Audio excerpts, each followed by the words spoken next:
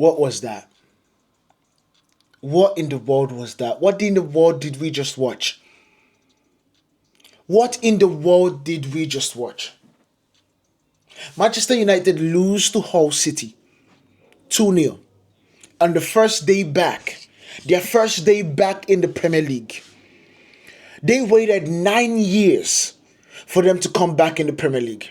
And not just 9 years, they waited since 1997, I believe, was the last time that Hull City defeated Manchester United in a top flight competition like the Premier League. And not just that, they also, now this is the crazy part, they also conceded 66. Put your ear to the ground. Hear this. 66 goals last season in the Championship. They were talked about being the worst Premier League team to ever come up. The worst Premier League team to ever come up. That's the conversation that we were talking about. I don't understand what happened today. I don't understand what happened today. I'm not one to go the whole rah-rah whatever. But I just don't understand how we, in our right senses, are losing to Hull City. We prepared. And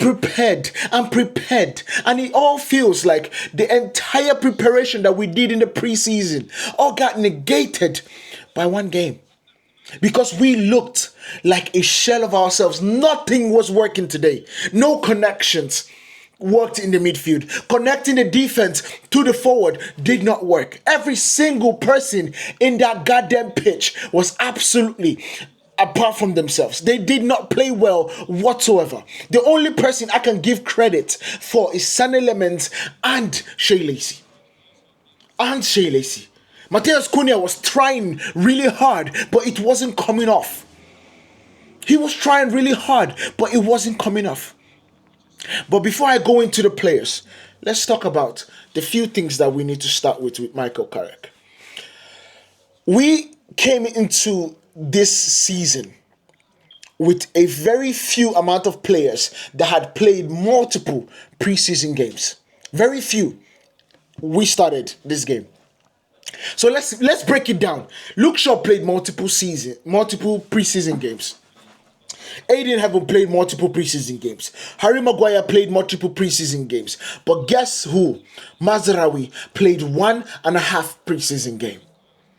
You played Lenny Youri as a right back the entire preseason game, apart from the game against PSG. Lenny Youri could have been a situation that would have allowed us to then have a better centre-back pairing, or even set-piece origination or set-piece defense in that team. Lenny Youri is 6'4", and what we saw against Leeds, what we saw against PSG, Lenny Youri is that he's getting better at going for those headers. We lost Casemiro last season. That was going to be bringing us those defensive headers and also offensive. But instead of us to utilize Lenny Youri's 6-foot tall nature, we kept him on the bench. That's okay. We moved to the midfield. And we all expected this. It was going to be Santos, Tielemans, and Bruno Fernandes. Now, we understand that Santos had played the entire season. The entire preseason, absolutely played very well. Tielemans came in and played about a game and a half, and that was the difficult part. Mason Mount, if he was fit, would have played this game. Now, Bruno Fernandes, we all know that he starts slow and then ramps up. But my goodness, today was one of the worst things that I've seen in the midfield. Youri Tielemans did not play anywhere close to his ability. Anywhere close to his ability. He did not play anything like it. He did not look sharp. And because he did not look sharp, Santos was absolutely in no man's land, struggling for his life in that situation. struggling for his life. And then when we get the ball to Bruno Fernandes, I understand Bruno Fernandes wants to slow the game down and build from the back, build in a game that would absolutely allow the ball. But what you needed in that situation was to get the ball to the flanks, because these people are playing a flipping 5 at the back with 4 in front of them and 1 Oli McBurney up front. And if the only way to beat that attack or beat that defense is by going to the flanks quicker and getting the balls into the box. But this is where also had the problem. This is where the problem also laid. We have a 6'5" striker on the bench. Now, did not play preseason whatsoever. And he looked absolutely not game fit. But the person that played that number 9 role, the person that played that number 9 role for us in preseason, was then all of a sudden moved to the right back, the right wing position. Why? To include Matheus Cunha. Because in my mind, Matheus Cunha coming off the bench in this particular game in the midfield would have made more sense. It would have made more sense. And then you have to look. So he made that starting 11 absolutely did not make any sense to me. It did not make any sense to me. And that is where, when you look at what we did wrong in this game, you absolutely can see it. Because everything that we tried did not work out for us. Every single thing. Starting with understanding that these people are going to either hit us on a counter or hit us with set pieces. Those are their 2 abilities that they have in their squad, that they would be able to do anything. Those 2. And instead of us to prepare our flipping centre backs or prepare our back 4, we didn't. Because Lenny Youri would have been a better fit. Would have been a better fit than Mazraoui. He would have. Mazraoui is good and intelligent on the ball, but he's not very good when it comes to set pieces. He's not very good. And then you have to look at it. The back post was so empty. The first goal, they touched the ball 3 times. 3 times before the ball went into the back of the net. The flick on in the front post. The Oli McBurney's Atletico or what they call it, whatever that situation is. And finally, Ajayi scoring. By the way, shout out to you, Sheyi. Good goal for you. Scoring. Tielemans did his best in that situation. We were not quick to the second balls and not also quick to the third ball.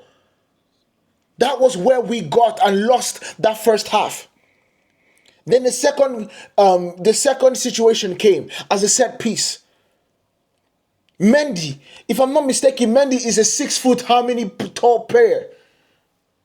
6'2". Who is marking Mendy? Probably Luke Shaw.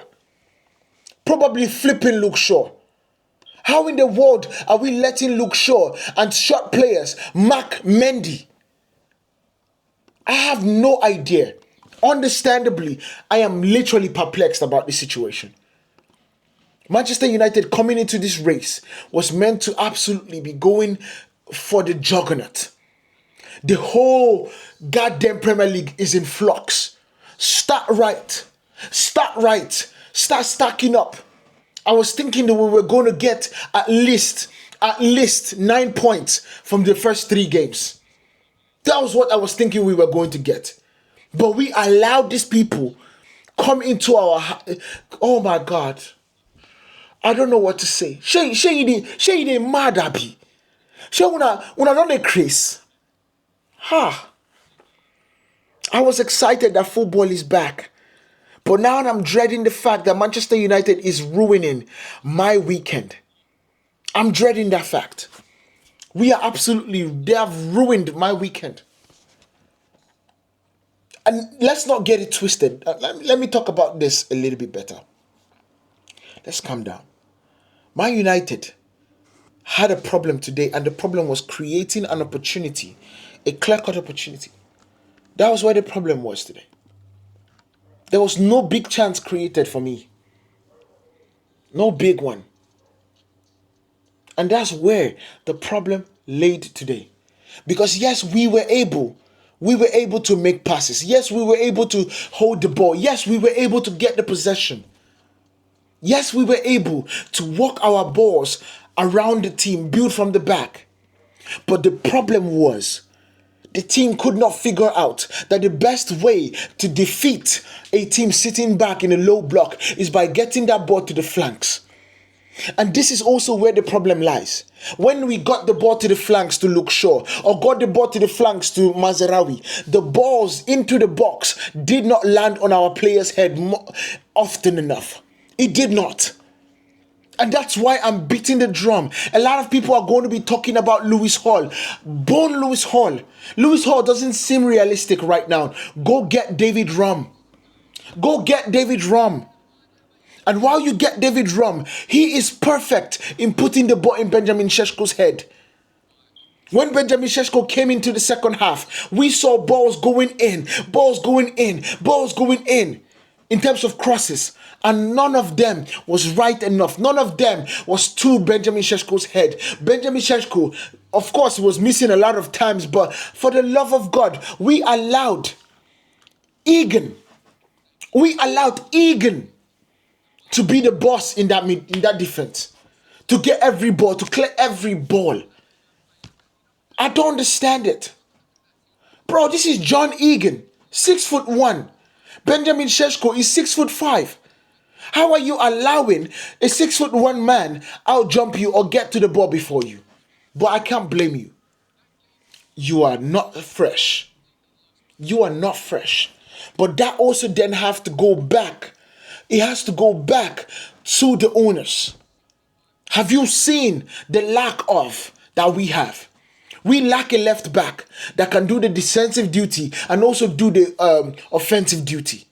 We lack a right back that can do the creative nature of a Denzel Dumfries or of those kind of wingers of a Hakimi. We lack centre backs that have the ability to control the goddamn game. We lack a left back that can cross the ball to Benjamin Šeško's head. We lack a winger that can take his man on. Because everybody talking about, oh, Marcus Rashford came into the game and looked brilliant. Bone that, I don't give a crap. He did not make any successful cross. He did not shoot on target. He was out there just doing and dancing Atilogu with the player. And at one point, the player got the better of Marcus Rashford. But guess what? He's also not sharp enough for me to judge and say he did not do well enough. And that all has to do with Ineos not getting the right players, Glazers not supporting, and also Michael Carrick not putting a team that is ready to play against these people. Because Joshua Zirkzee in this team would have done better. Joshua Zirkzee is a player that does well in small spaces. Joshua Zirkzee is a player that can go into those small spaces and create something out of nothing. Yes, I know people don't love Joshua Zirkzee, but he played every preseason game. He could have been a solution in this game. He could have. And he should have been. So a lot of people can say a lot of things, and I know Manchester United fans are absolutely angry right now.